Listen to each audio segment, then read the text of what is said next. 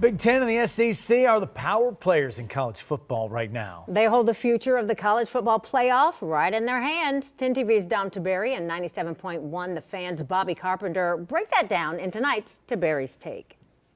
Bobby Carpenter, my take is this. We are seeing a changing of the guard. And, you know, the Big Ten and the SEC had until the end of last week to come up with a new format for the playoff, maybe going to 16 teams. They could not agree on it. And so this coming season will be a 12-team playoff. But in my opinion, the Big Ten has the advantage going forward. I think you look at that, Dom, and you look at the last 3 years. You had Michigan, you had Ohio State, you had Indiana. All of them win a national championship, all veteran teams. And by the way, none of the teams they played in the national championship were SEC teams. The SEC has struggled mightily, especially this year in the postseason format. So when you look forward and you start thinking about this, USC's made some moves. Oregon has been really good. Ohio State has been there. Penn State with Matt Campbell, I think, will be on the uptick.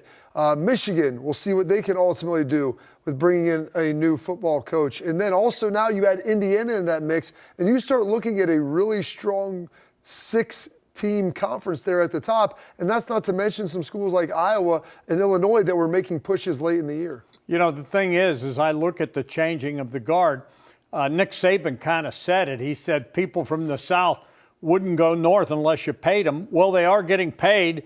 And let's face it, the money is in the north.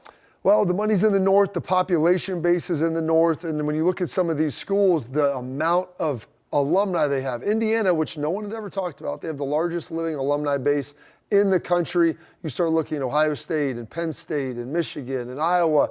Some of these large schools that have been around for a couple hundred years, they've been playing football at a high level. People care about it. And even the people that used to live in the Midwest that have moved to other places, Dom, they care a lot too. And so I think that power dynamic has shifted, and you see a lot of more industry is up here, some of the bigger Fortune 500 companies. You don't see that in the Mississippis. You don't see that in the Alabamas, in Louisiana even to this point. Really, outside of parts of Florida, Georgia, in Texas, those are going to be the schools, and those will be the regions that will be power players. All right, right now the playoff stands at 12 teams. Going forward, is it going to be 16 or 24? The Big Ten wants 24. To me, the Big Ten's got the advantage now. They do. I'm not a huge fan of the 24 team. I understand why they want to do it, and if you're willing to make an investment into football, you want to make sure you're getting some return on that. And you think Indiana, they made an investment, they win a national championship, but you want to be able to get the Iowas in there, the Illinois, and that's probably the way to get it done.